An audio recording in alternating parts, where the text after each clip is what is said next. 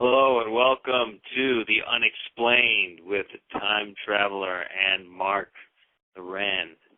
And Mark Wren will be joining me very soon, but tonight I just want to introduce our topic for today, and that is Tupac and the mystery surrounding his untimely apparent demise. But there are, just a number of facts surrounding the death of Tupac that, just are worthy of discussion and maybe, in fact, can lead us into, the belief that he's living on somewhere without being seen or being detected.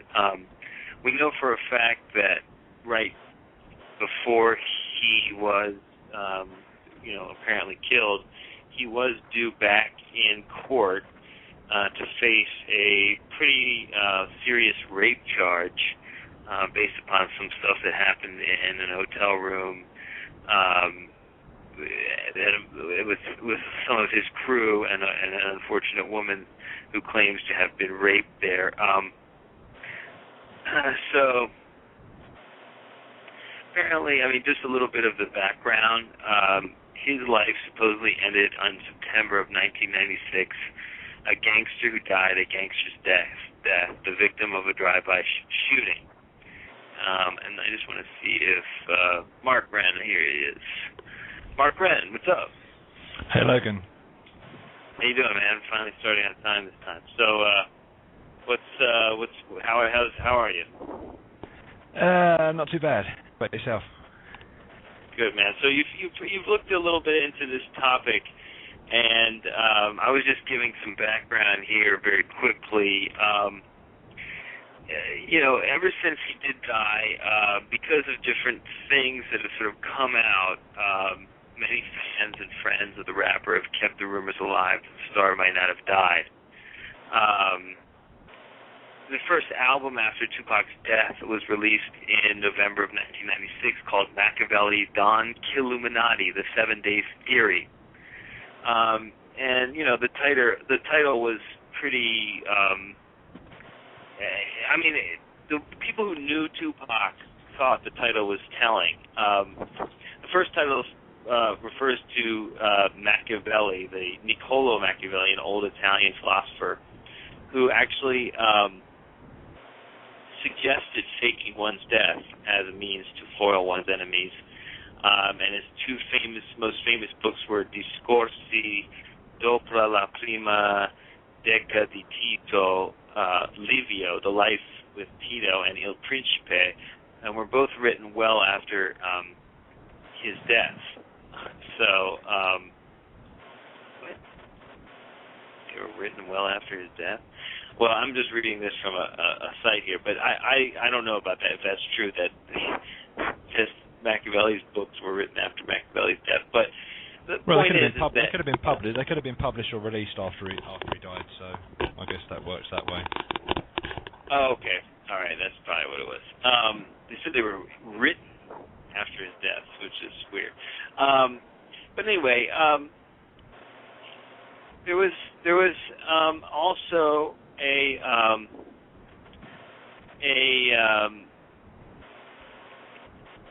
so basically a lot of the stuff in the album itself, he has statements in there saying, like, people think I'm going back to jail, like they're really on that dope, and just saying stuff like To Live and Die in L.A. is a song on that album that basically talks about how he is going to live and die in L.A. and fuck, like what everyone told you.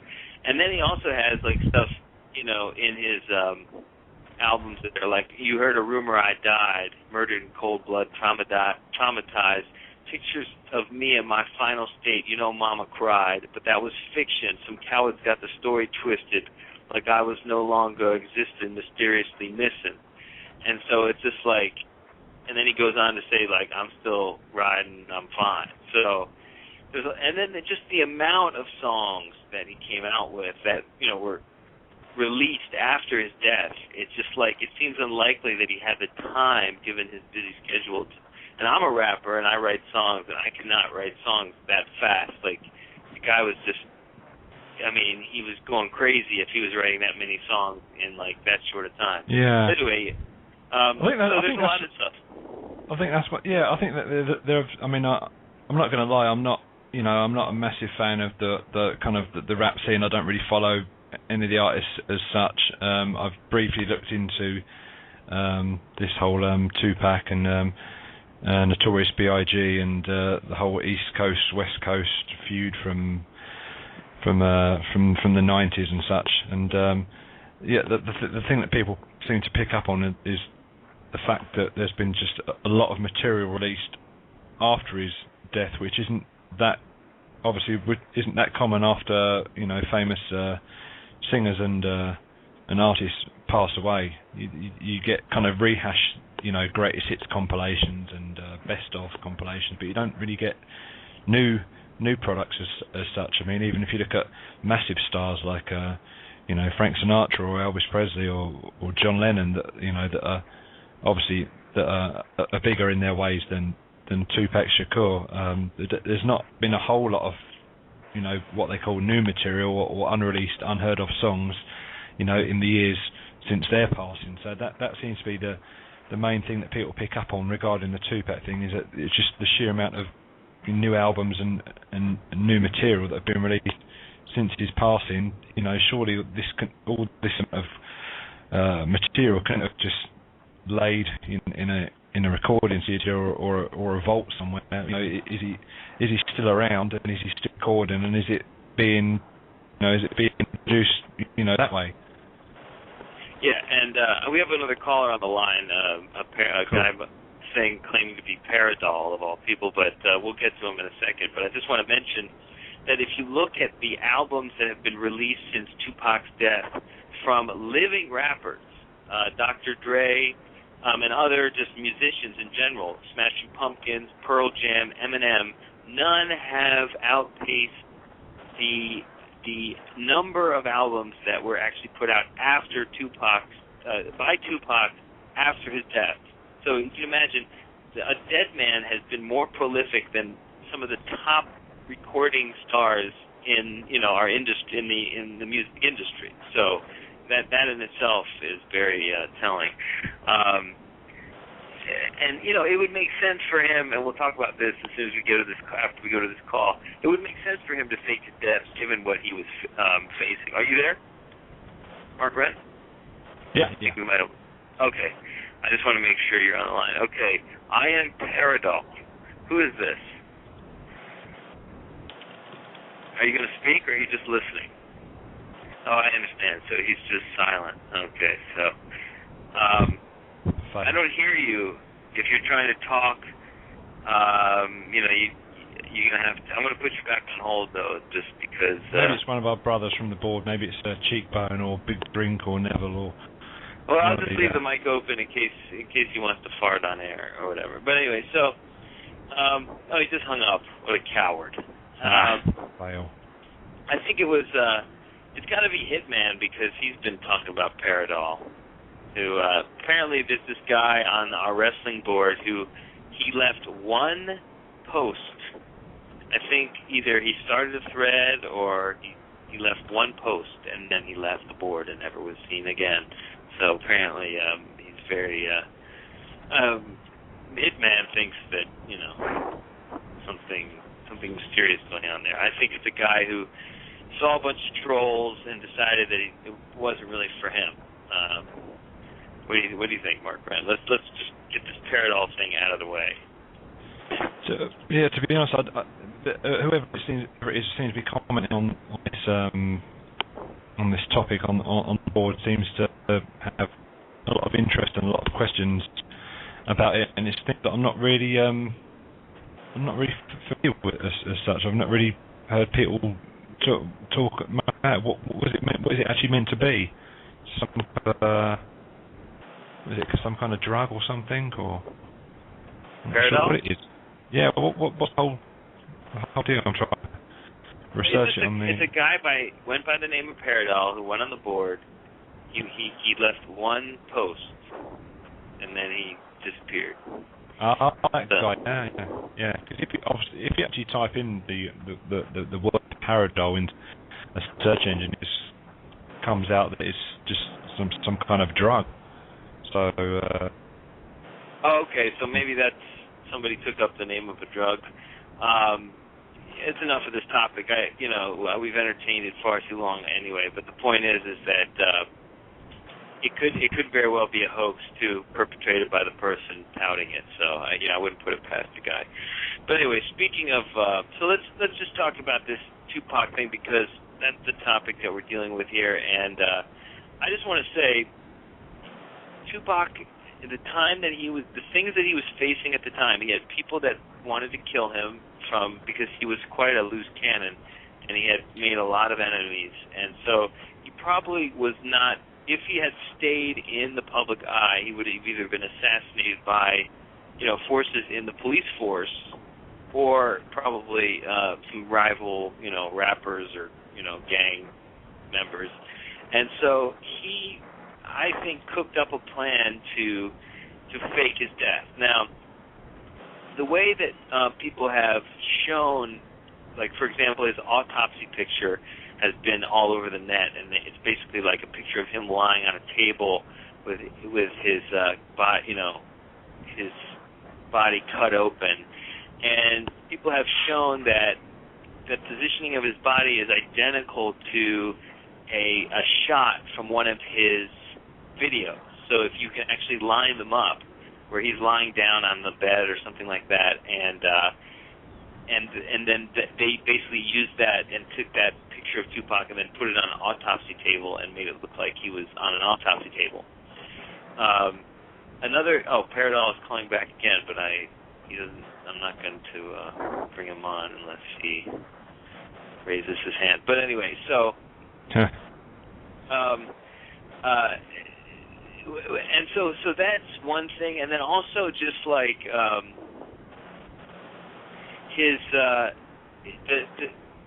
there was not really an autopsy performed on him. In fact, right after he was declared dead, first of all, when he first got shot, everybody was saying, he's going to be fine. He just got, luckily he didn't get killed. He was actually alive for about a week in the hospital, and everybody kept saying he was doing fine.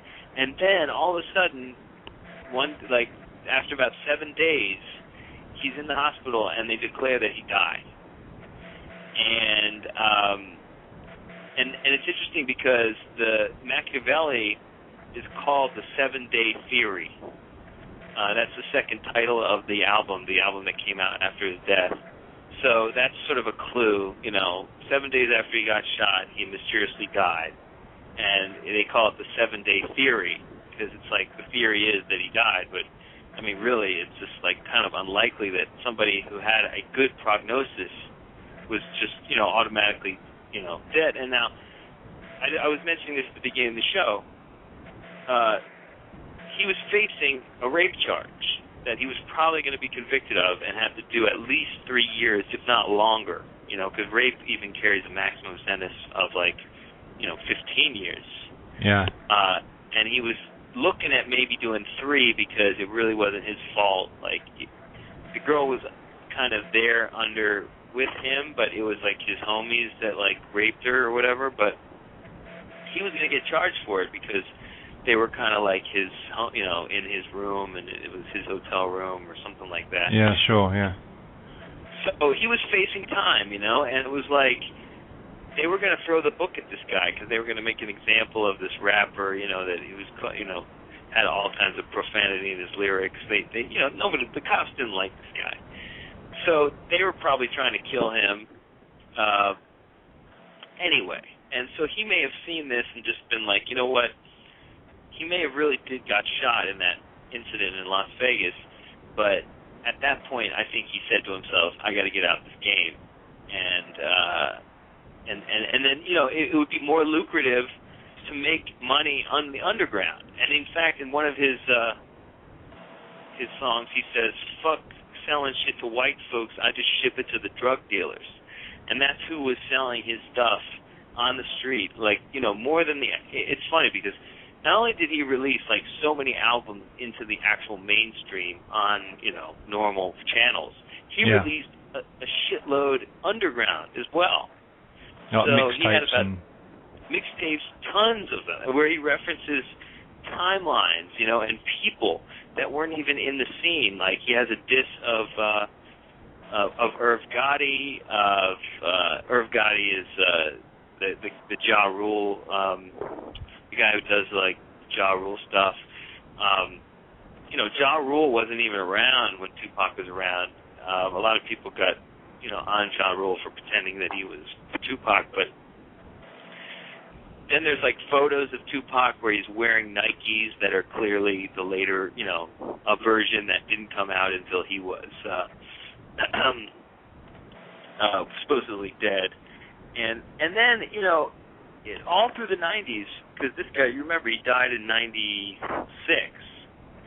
So all through the 90s, it was like one album after another after another. Now, you didn't see that from Biggie. You didn't see that from any other rapper that supposedly died, you know? And so just stuff like that is just really, really weird. Yeah, there certainly are a lot of, you know, when you present kind of the evidence and details and questions about this, there does seem to be more than meets the eye, and apparently hasn't he predicted when he will actually return, when he will actually make a comeback? Now, did you find that in your research? Because I've heard like different stories about that, and I mean, apparently he was supposed to come back. Like I heard he was going to come back in like 2003 or something, because it was like they thought it was a 7-year theory, or 2012. I mean 2002. Sorry, he was supposed to come back because it was like the last thing I've 7 heard years. The last thing I've heard is 2014. So okay.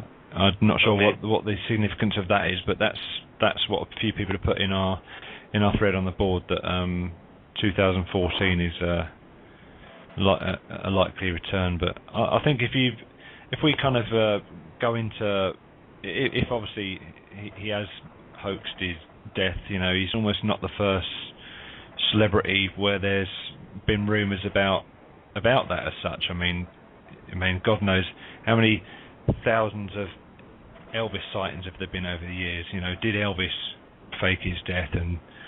And the guy Andy Kaufman, the comedian, there's people that believe that he faked his death as well. Well, there's like you know, Jim Morrison. They think that he's Jim still Morrison, alive. that's another one. Yeah, Jim Morrison. Yeah, and these aren't just, you know, fantasy National Enquirer headlines. There seems to be you know, not evidence as such, but you know, a lot of hearsay and speculation, and people piecing together things that say, you know, well, how is this happening when, you know, if this person, such and such person, you know, was here, and you know, in this day and age where if you've got a lot of money and the world's a big place, in theory, you could pull it off. Yeah. And it's just, there's just too many weird stuff here. And I feel like, you know, the thing is that I think it's unlikely that he will ever come back, because it is a crime to fake your own death. And so he would be not only charged with that crime, but also then charged with the crime that he evaded by faking his own death. You're right there. Yeah, that's the thing, why there's never really been a case where someone, you know, that's been so famous has literally come back and just popped out on the news and said, you know, hi, I'm back, you know, because all of a sudden you got all this legal implication. There would have been, you know, of money paid out on you know, life insurance type things, and you know, you got the whole legal implications of it, and obviously it is a crime as well. So that's why nothing like this has ever happened. But how cool would it be all of a sudden someone as famous as Tupac, had actually done that, and it got revealed that he'd faked his own death and that he was alive and well. He'd been living out in the he'd been living out in the Amazon for the last 15 years or so. Well, yeah, and what's even I've heard different things about his tattoos. Apparently, all those tattoos that he had, he got within the span of like 2-week period, and it was like a lot of people are saying that those tattoos were just henna. They weren't actually permanent tattoos, and they were just like a means of throwing people off, so that now when we walks around without him, they don't think it's him. There's also just like the. Mainly you're right. It is the music, just the amount of music that has come out. And then the references. Apparently in some of the songs he has referenced the World Trade Center. He has referenced things happening that he could not have witnessed. The World Trade Center. He could have been referring to the 1993. The attempted bombing. He could have been referring to that rather than 2001. So, yeah. But in general, the thing about it is that the theory is that he is probably in Cuba, where most Americans don't venture, and he could probably be living a pretty decent life, grow some dreads, and kind of blend in as like, oh, look at that guy who looks like Tupac. And you can understand it, like from point of view of somebody who's in the public eye and just getting hounded, and just getting to the point where it's like, look, this situation is going to eat me alive if I don't drop out and do something different. Like I said before, it would be amazing if something like this happened. I don't know whether you're aware of it. There was a film made in the 80s, and the movie was called Eddie and the Cruisers. Yeah. Yeah. That was a great movie.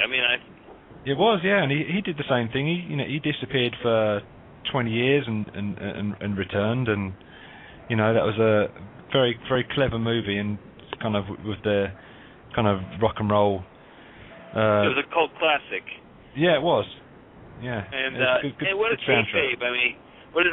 It would be the work of the century, right? If you would talk about it in pro wrestling terms, like to have somebody, come back from the dead like that, it just would be so huge. Oh, it would be. Someone of Tupac's, fame level, it would be front page news, worldwide, if it did happen. But maybe people who just grasped, he was a popular artist at the time, and he's one of those kind of 90s icons, along with Kurt Cobain, and people just they were kind of they were here as a bolt of lightning. They were so popular, and in the blink of an eye, while they rose to the success that he did, they were gone just as quick. Obviously in recent days, over here we've had the passing of Amy Winehouse. Absolutely. So that's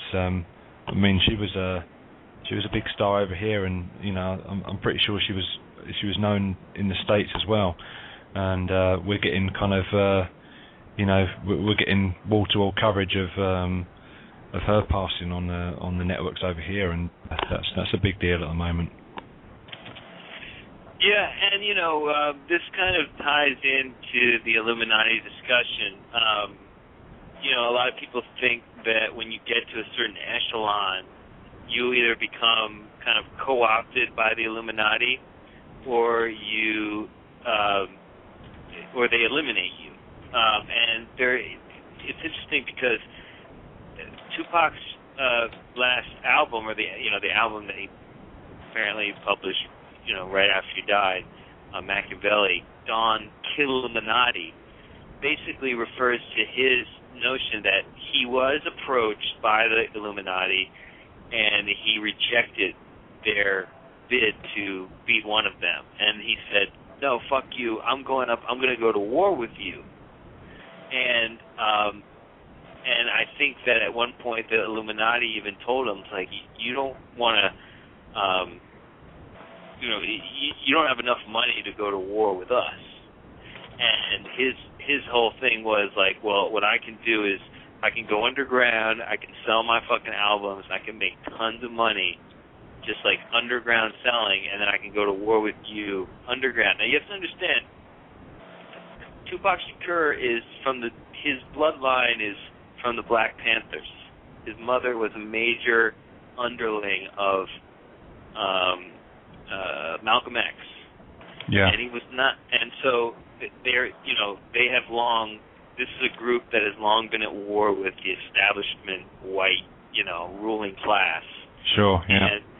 And you could imagine a guy like him with a big, brash, sort of like bravado, really deciding, like, openly that he was going to just really challenge these people, and he did. I mean, he put it, in his stuff, like he's very confrontational, about living in a white man's world and just dealing with all this killing, black on black crime that is basically engineered by,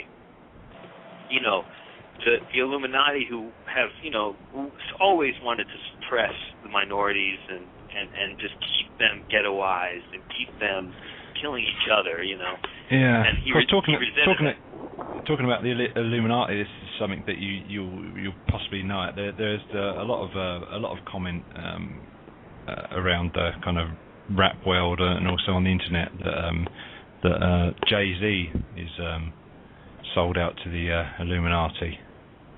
Yes, and Tupac was very critical of Jay-Z, and he called it, he basically, one of the things that Tupac has, a thread that you kind of see through a lot of his stuff, is that the ones who did sell out, and he mentions them by name, he says Nas, he mentions Puffy, he mentions Puffy by P. Diddy, he mentions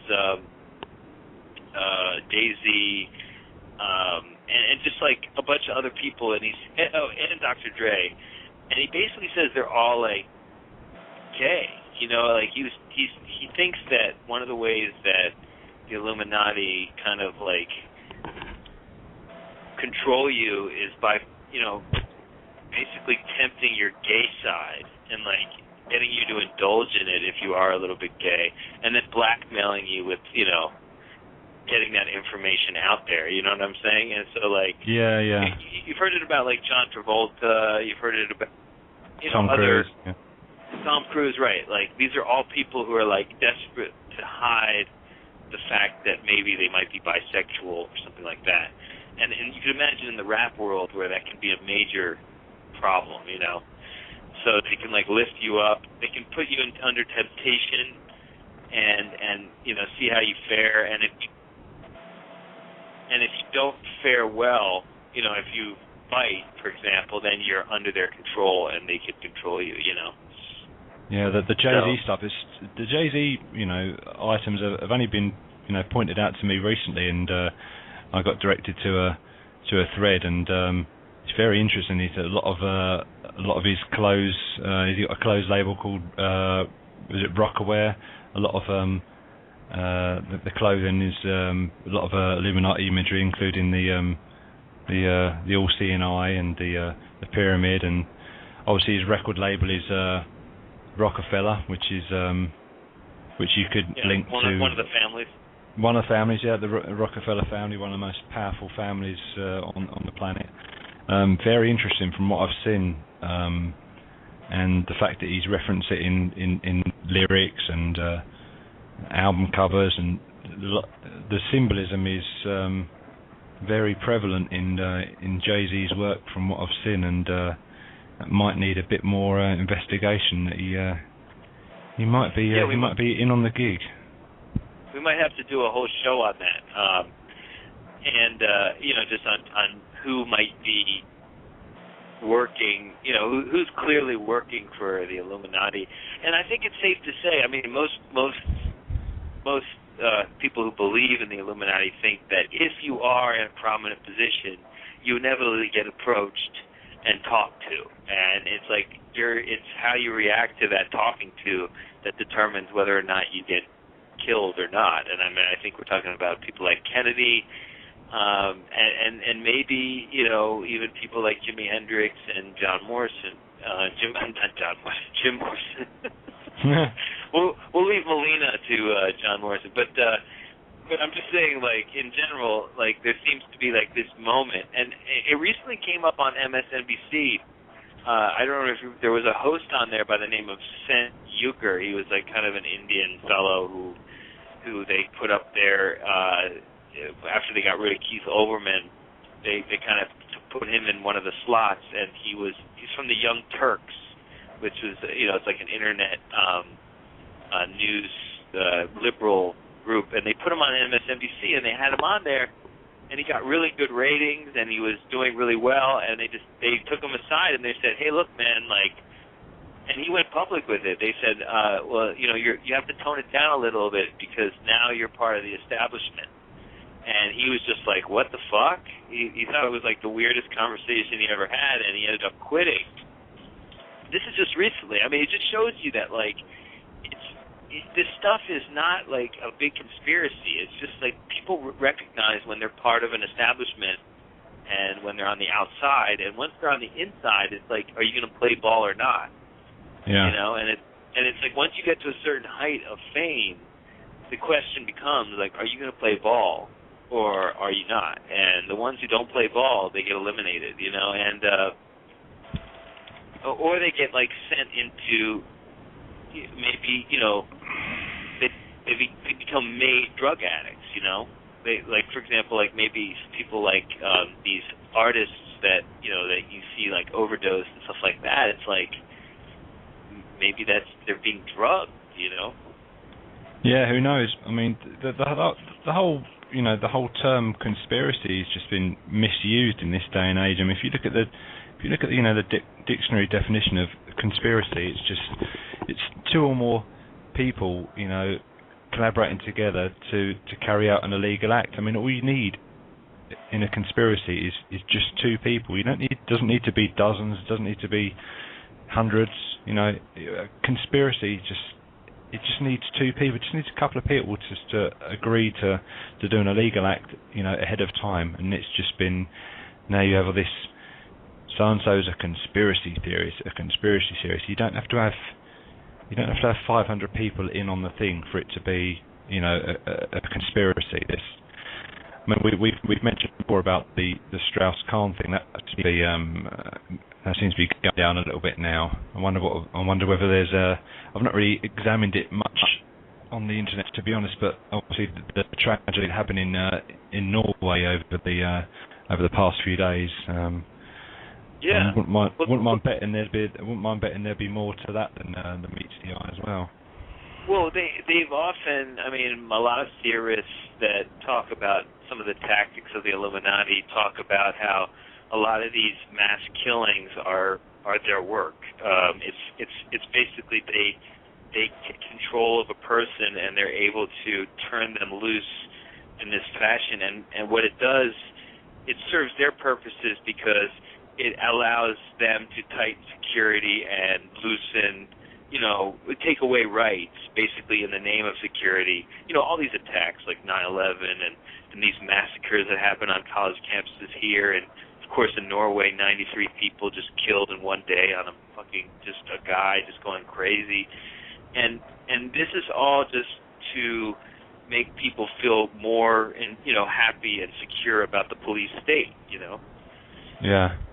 Yeah, I mean, who knows whether it will come out that,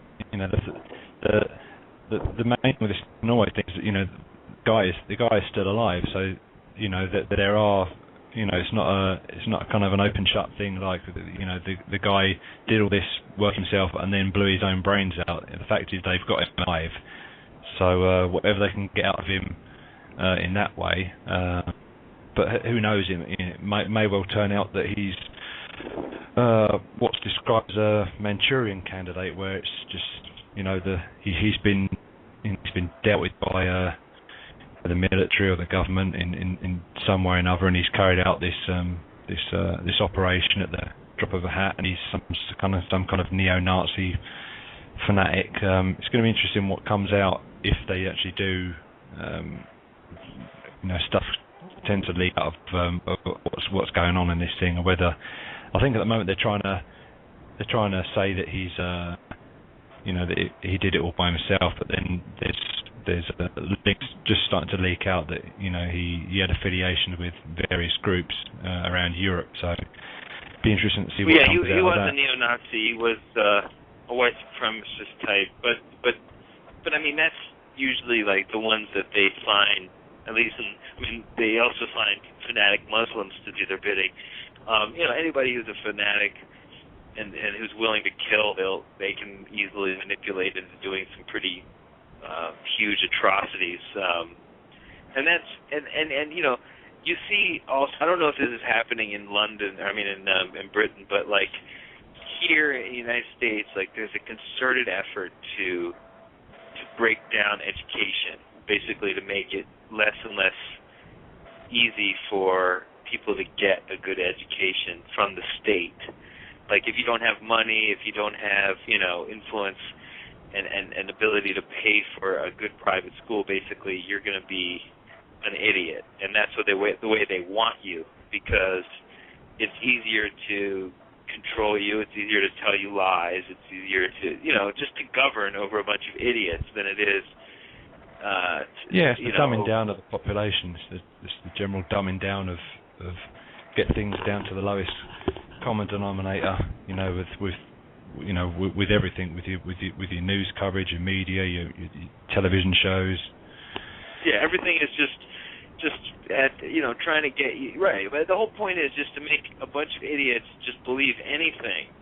And exactly. That way you can just tell them anything, and you can manipulate them, and you can oppress them, and they won't even know they're being oppressed. In fact, they'll be like, thank you for it, And so I think, like, when democratic societies got set up and they started giving free public education to everybody, it caused a lot of problems, like especially in the 60s and even all the way up until the 80s. There was a lot of intellectuals on the left that were just basically defeating the argument that many right-wing politicians and, the money class were making in terms of, like, how the policies should be. They were just refuting it very easily that, for example, the idea that, the rich should never pay any taxes because they make all the jobs. It's like that is just the biggest myth that has ever been perpetrated. And obviously it's, now they don't pay any. And we pay all, the working class pays all the taxes, and they just like do whatever they want. They have impunity, Exactly. And so, it's weird because like in the upper echelon, it's like, yes, they have impunity, but they also are all like controlled in a very, very intense way because, like I said, they'll kill.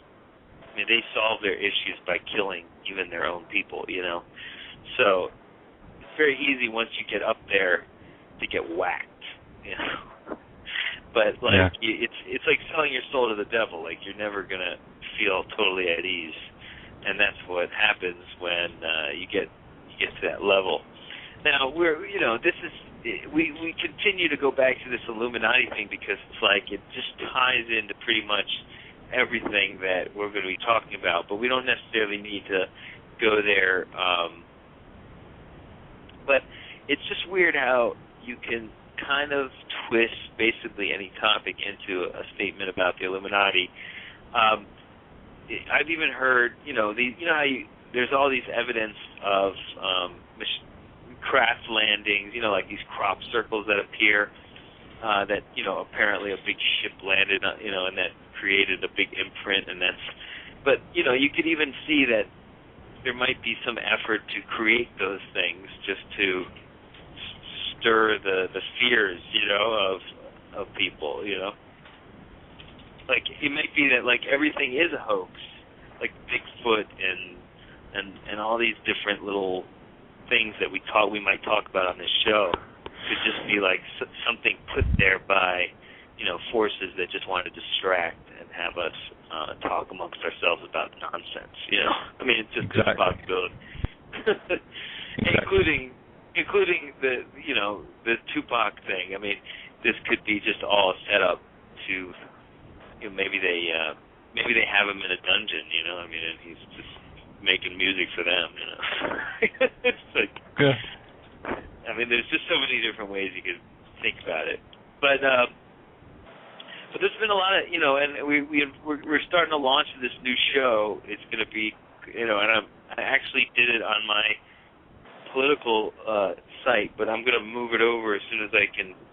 I just didn't have time to set up the new Blog Talk site, but pretty soon we'll have our own Blog Talk thing, and I'm going to replay this thing on there. So this will be our first episode, and cool. we're gonna go through all the topics that people have been talking about on Coast to Coast, and I think I mean, do you have any thoughts about what you want to do with the next show? Well, we can certainly take suggestions from the people on the board, or if people want to send us messages through Blog Talk. But there's a whole cavalcade of topics that we can get into from Vietnam to Nixon and Hoffa and JFK and aliens and the Loch Ness Monster and Bigfoot. I mean, we've covered touched on some of those subjects already. We can talk about things that happen in the movies as well. There's a whole bunch of things, and we're open to suggestions.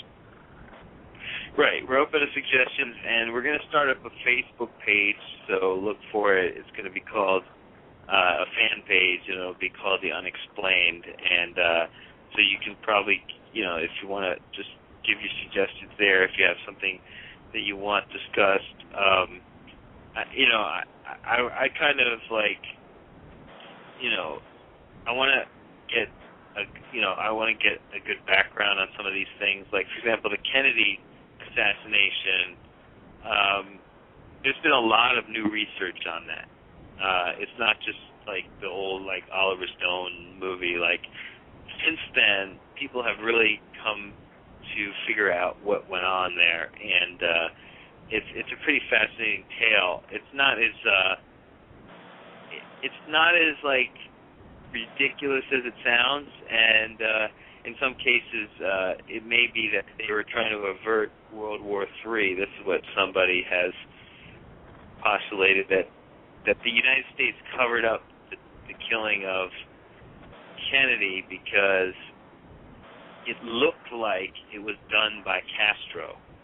It looked, and who was a proxy for the Soviets at the time. And if it had gotten out, for example, that the Soviets might have been behind the assassination of, and it actually didn't, they weren't behind it. It was actually the mafia that sort of co-opted some Cuban officials and even, or basically they co-opted a plan that was meant, a plot that was meant to kill Castro, and they used it to kill Kennedy.